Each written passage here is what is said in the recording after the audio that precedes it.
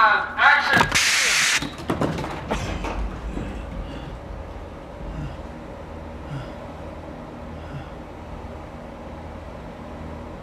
Harry. He knew it would come to this.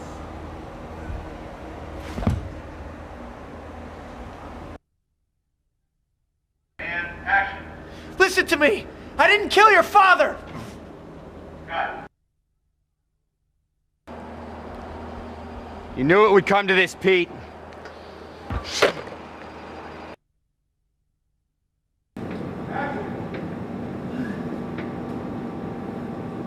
Harry?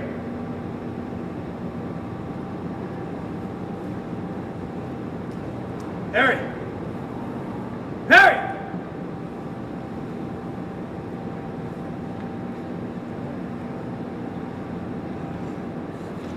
Harry!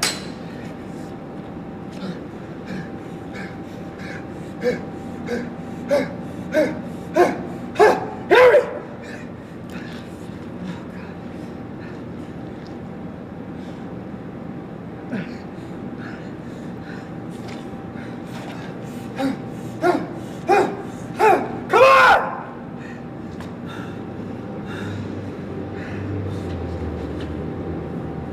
Cut it now!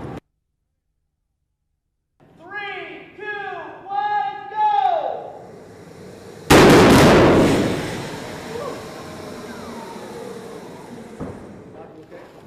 And cut it! Good.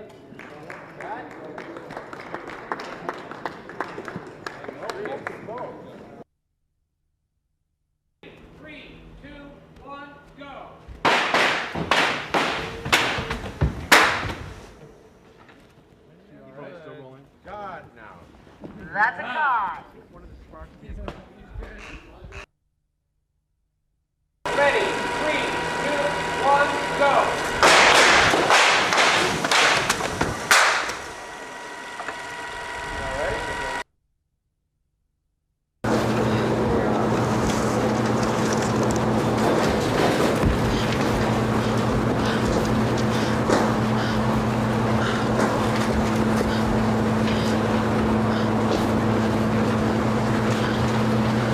It's coming back!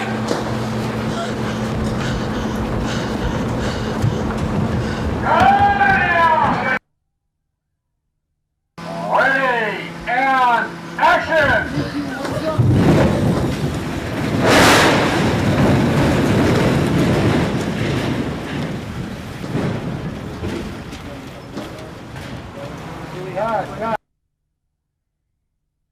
Ready and action!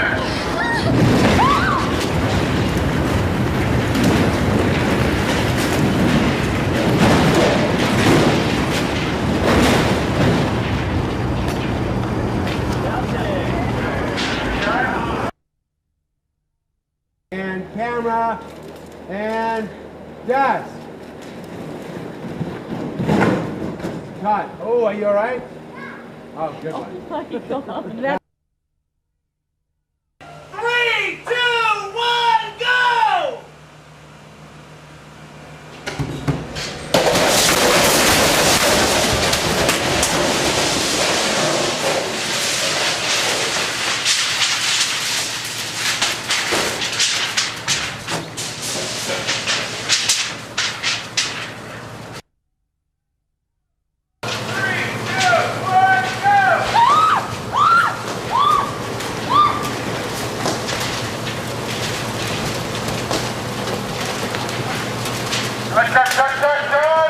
Cut. Ready and action!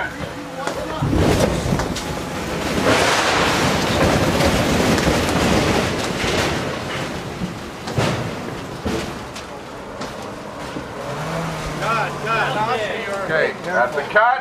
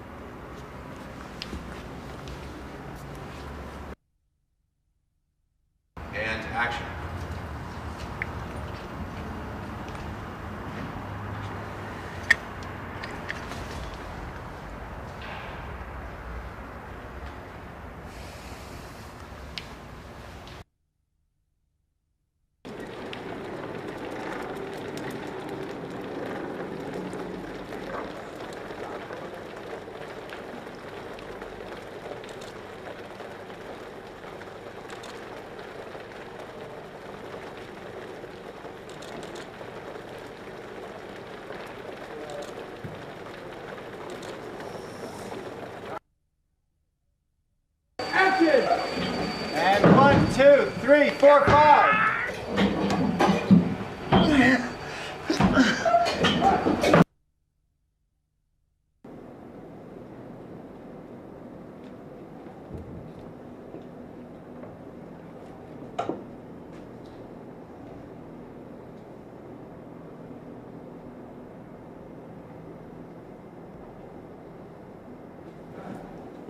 Okay. Cut. Action! What do you want from me? Remember Ben Parker? The old man you shot down in cold blood. No. I didn't. What does it do you anyway? Jumps. Good. Action!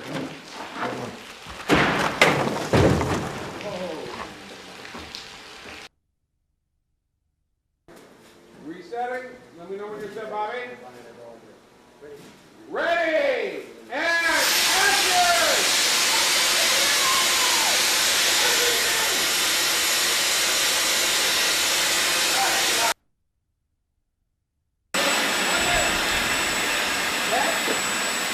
Here we go!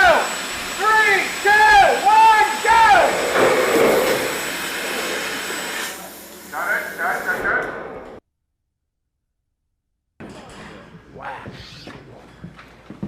See, I can pull them all the way around to here before. No, we're trying to see this. Go back to where you were.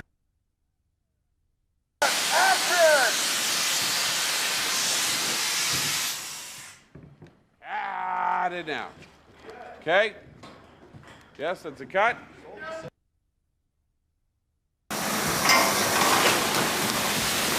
And cut it,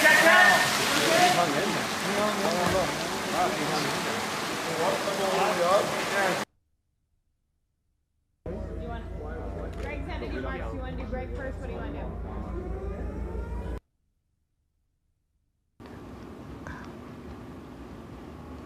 do? You know what? I'd like to sing on stage for the rest of my life with you in the first row. I'll be there.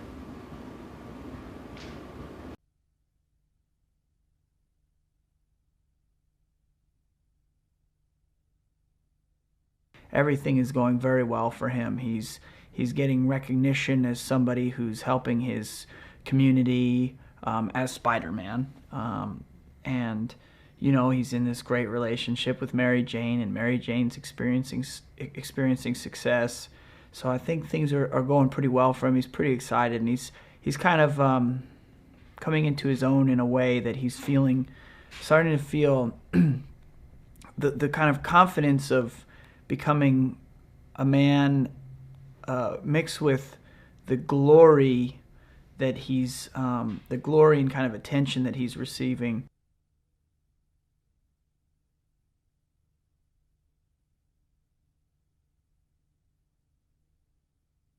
For me, you know, in talking with Sam, we want to make sure Peter's not helpless in this situation, that Peter's making the choices to you know, wear the suit and allow it to influence his actions. So he's not helpless, he's not a victim.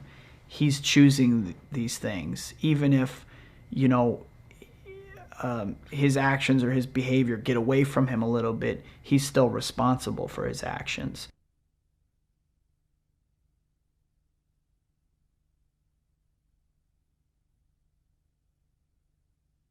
I've been waiting for Sandman to be a villain in one of these movies, and I'm so excited to be going up against Sandman.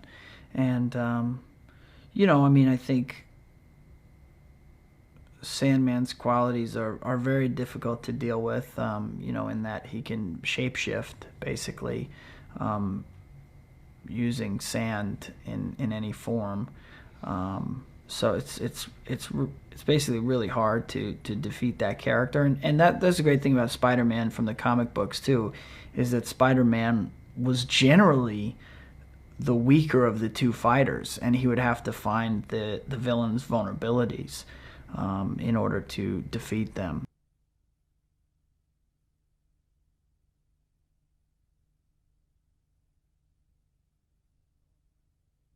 I'm so impressed with what Sam does, because the whole thing comes out of story and character for Sam. I mean, that's his base, that's the roots, that's where it all stems from.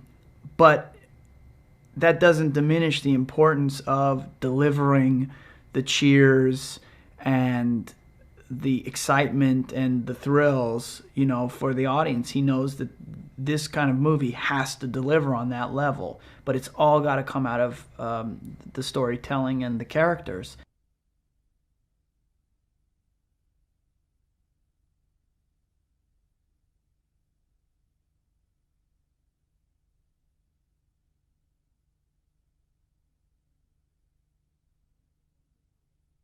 Well, in the beginning you see that she's, you know, on Broadway now, and she's very confident in her career, and she's in a very good place, even though there's still that insecurity there because of the way she grew up, her family life. She's always a little unsure of herself. But, and Peter has, you know, great success. Spider-Man's being heralded.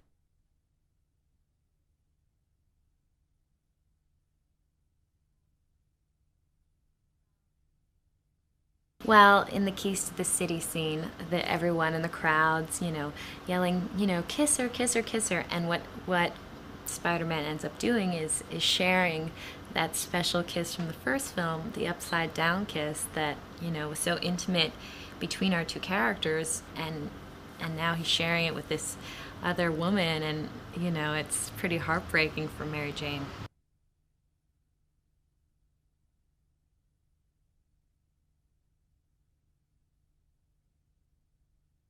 The only people that he's close to from his life are Peter and MJ, so yeah, MJ comes to him in a needy point, and he's desperately lonely, so I think that, yeah, because he's there for her and Peter's not, that relationship is a little entangling.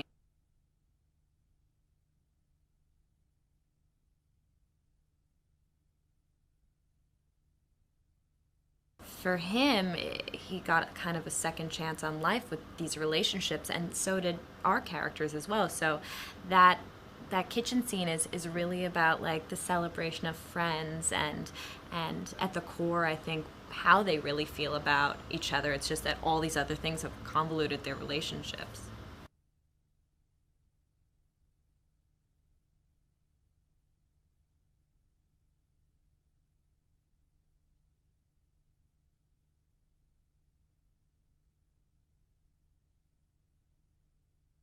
At the end of Spider-Man 2, Harry has learned the awful truth about his friend and his father, although maybe doesn't have the full story. And, you know, this movie, he's out for revenge.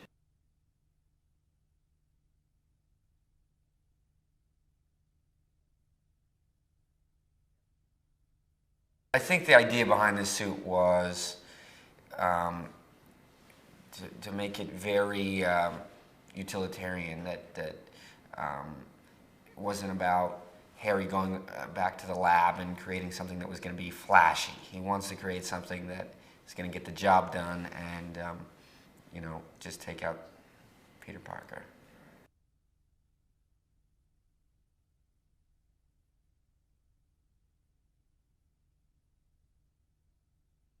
The big dilemma Harry has to come down to is, you know, does he love his friend? He knows he loves his friend, but if he just accepts that and goes with that friendship, he has to accept the fact that his life up until now has been a lie and false and a total waste, that he's been, you know, living for hate. I mean, he's been loving a evil man and doing, you know, this evil man's bidding, and you know, it's a hard thing to face that, you know, you've been doing wrong after so long.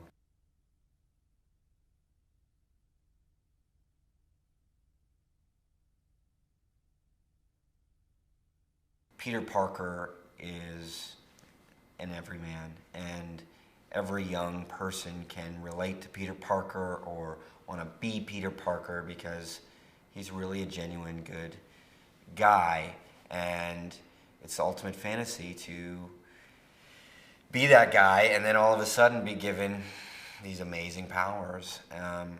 But the issues that Peter is dealing with, you know, are, for the most part, issues that, you know, everyone deals with. So he's extremely relatable. And Spider-Man is pretty much the coolest comic book character.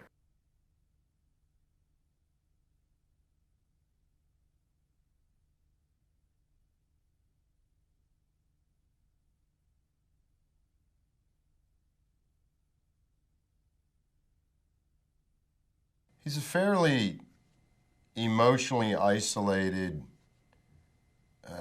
loner who has a pretty dark past, and then throughout the course of the movie, you learn quite a bit about him.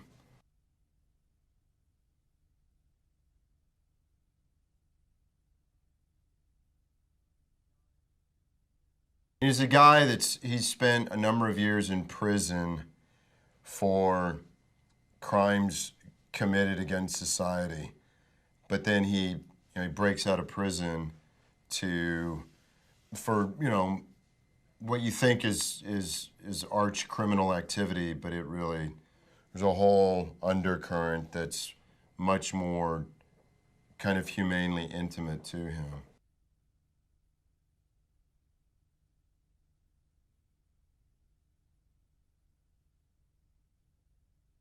He is fused molecularly with sand by virtue of a radiation accident.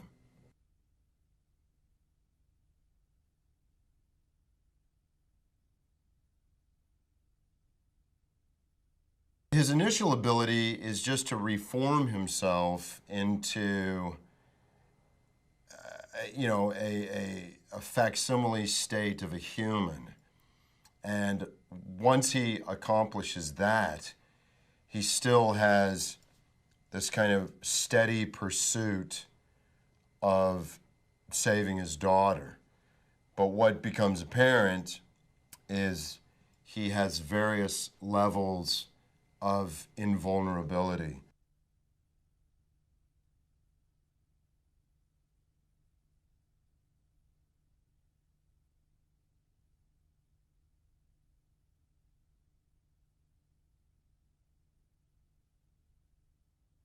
Peter is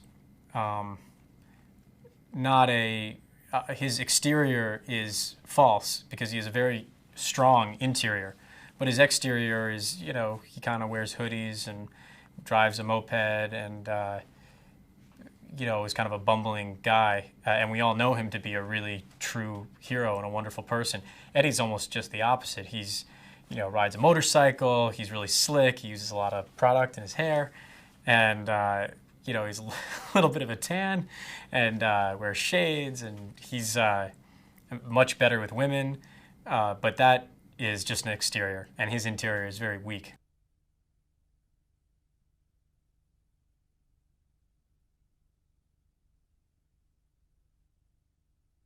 There are no boundaries playing a villain. There's I'm used to playing a protagonist, and there's kind of like a bell that goes off in your head when you realize maybe you're going outside the bounds of reality. But here I'm playing like kind of a half psychopath, half alien symbiote. So there is no bell going off. I mean, I go as far as I want to. And it's fun to have that kind of freedom, especially in a big film like this.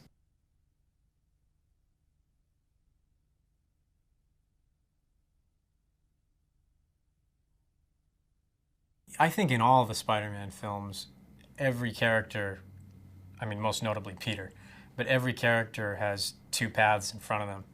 And what's great is Eddie is kind of the examination of what if he hadn't gotten that great advice from Uncle Ben, which is with great power comes great responsibility. What if someone received the exact same power but was filled with bitterness and jealousy, and how would he misuse that power?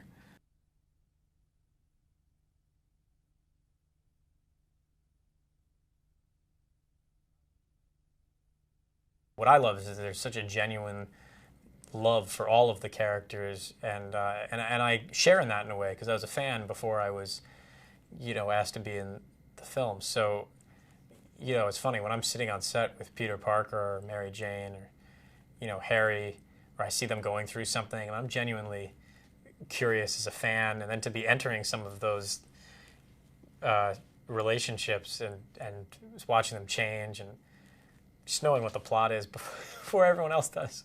It's a big part of the fun for me.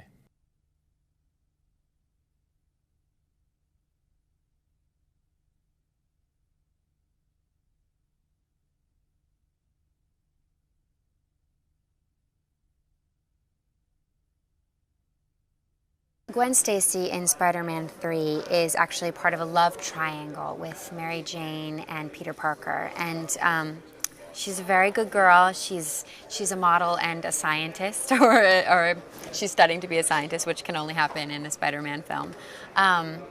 She's Captain Stacy's daughter. She comes from a very good family. She's very happy. So far her life has been relatively successful, and she hasn't had her heart broken.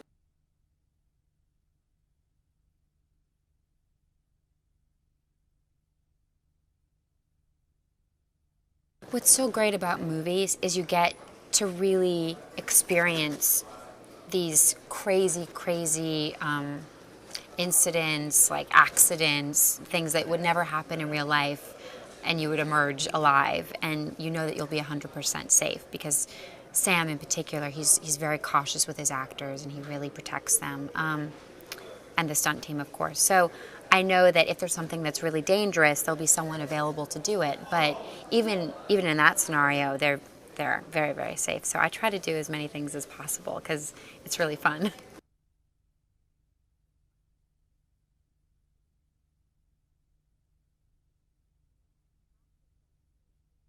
When I was cast as Gwen Stacy, and I started doing actually a tremendous amount of reading about her and the comic book in a very short period of time, I realized that, like, all joking aside, it is a big responsibility, and I want to portray her in a way that that will make people feel like they're really seeing her, like they're seeing the person that they imagined when they were reading the comic book.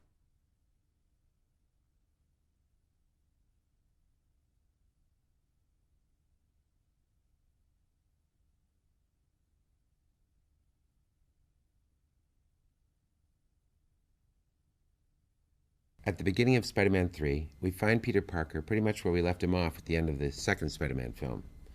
He's developing a deeper relationship with Mary Jane Watson, played by Kirsten Dunst, and he's on his way to really becoming the hero that we all imagined he would be. He's becoming comfortable with himself as a superhero.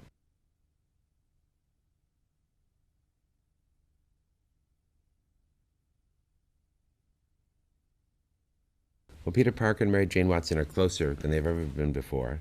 She's aware that he's Spider-Man. She's learned that by the end of the second picture. And now she is trying to live up to the promise that she made at the end of the second film, and that is to share the responsibilities of what it means to be this hero.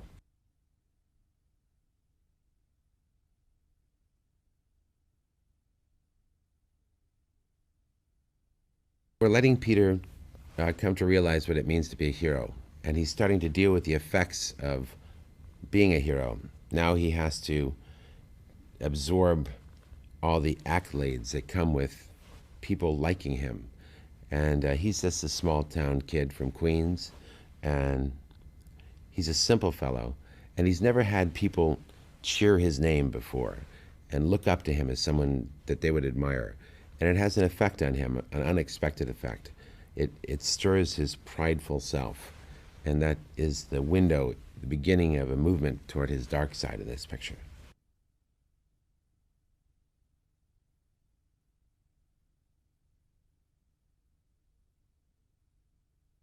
It's wonderful to bring new actors into the series like Thomas Hayden Church or Topher Grace, because although you have an existing set of rules and storylines that you really want to adhere to, at the same time, you need to shake it up and break it up and bring new voices to the screen and new energies to the formula that we haven't experienced before.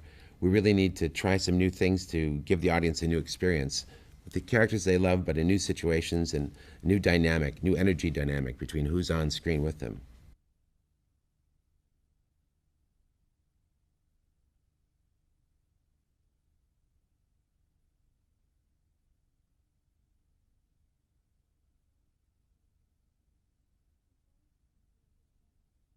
it's always a treat to work with Sam. He's very consistent. So once I figured him out, you know, he hasn't really changed. He's got a few more gray hairs, but he's very, very prepared. He's very passionate.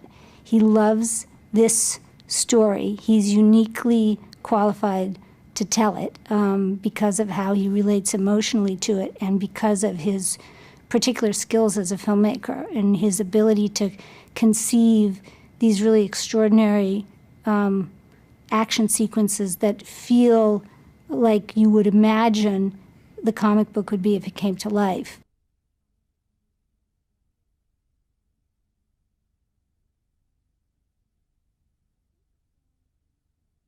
I think the fans can expect the things that they've gotten from the last two movies, which is, you know, hopefully a good story, really well-drawn characters with complex relationships, but bigger and better, more new characters, more villains, more struggle for Peter, maybe the biggest struggle of his life.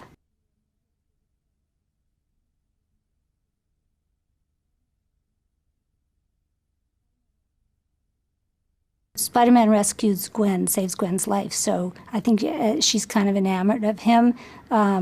Eddie Brock, whom Topher Grace plays Eddie Brock, and he's classically in the way we've done these movies, there are always complex romantic entanglements where, you know, I think we have lots of triangles historically, and so Eddie Brock's kind of enamored of Gwen Stacy, and she's maybe had a date or two with Eddie Brock, but now she's turned away from him a little bit. So there's a lot of kind of little undertones of jealousy and competition between Eddie and Peter, and Gwen is at the apex of that as well.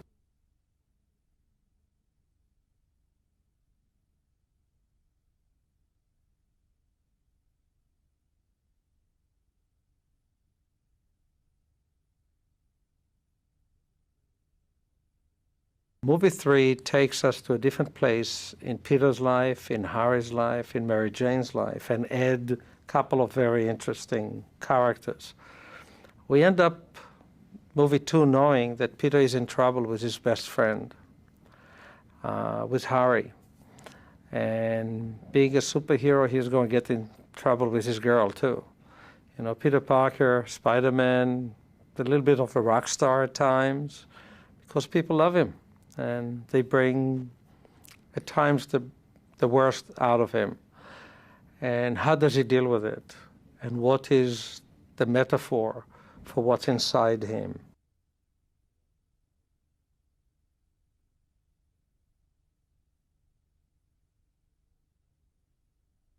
This movie has a new character, Sandman, Thomas Hayden Church, that in the great tradition of especially Spider-Man villains, there are no villains. There are people who are victim of circumstance.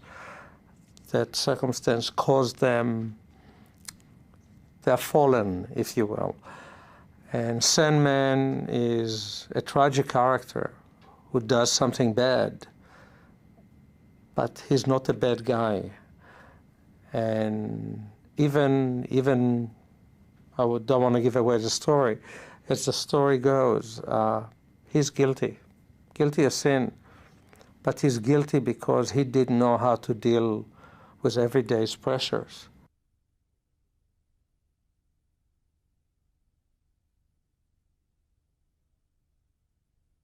Eddie Brock, next to Spider-Man, is the most beloved character in the Spider-Man universe. Topher Grace became, we had a unique opportunity. In movie 1, we mentioned Eddie Brock when Robbie is saying we had Eddie all over it and he couldn't come up with anything. I don't know if you remember in movie 1 there is a scene in the Daily Bugle. In order for us to really, really beat up our hero and complicate his life, as you know, Eddie Brock was his real competition.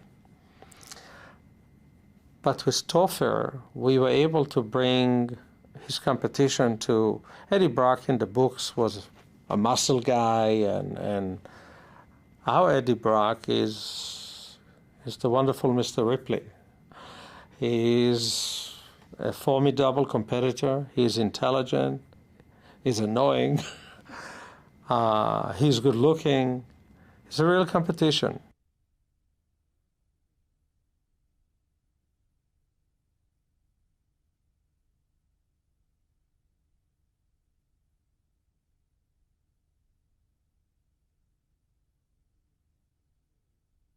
When we were crafting the story, we looked at what's new, what's fresh, what haven't we explored.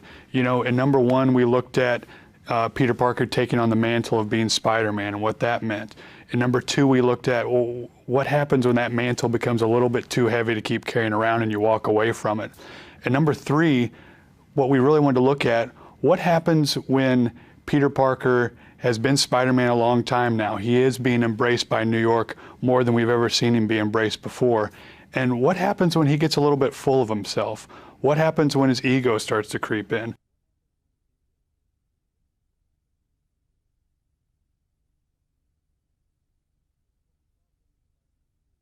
What we saw at the end of Spider-Man 2, we left Harry in the wedding ceremony, and he's got that smirk on his face, and you wonder, is he going to take up his father's mantle?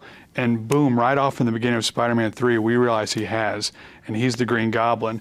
Yet as his father's voice is getting through to him and manipulating his actions, Peter Parker's actions as a friend also make it through into Harry's subconscious. And you watch this battle from within that this guy is having with himself, his father on one shoulder, Peter Parker on the other, as he's trying to do his father's bidding, but also knows that Peter Parker is the one person in his life who has loved him from the moment they met for no other reason except that he was a great person in his own right. It wasn't about winning science awards. It wasn't about being the most athletic for his father or whatever. Peter Parker and him just shared a bond. And that's something that Harry shared with nobody. And so how do you fight to the death to the person who has always been there for you and you've always shared a real relationship with? And it's a fun dynamic to watch on screen.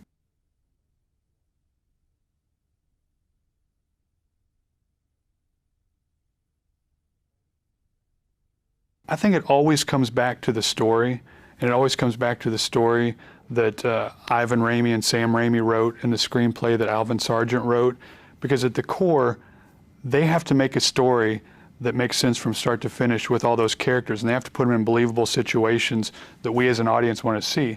So you do have to service those characters, but first of all, you have to service the story, because if the story doesn't make sense for them to be in, then you unfortunately have to lose them. And thankfully, we've got such great writers on this show who know how to weave in the A story with the B story with the C story, that we have room for all these characters. And not only do we have room for them, they make a huge impact on the overall story. Bob Moreski. Oh, yeah? Where are you going?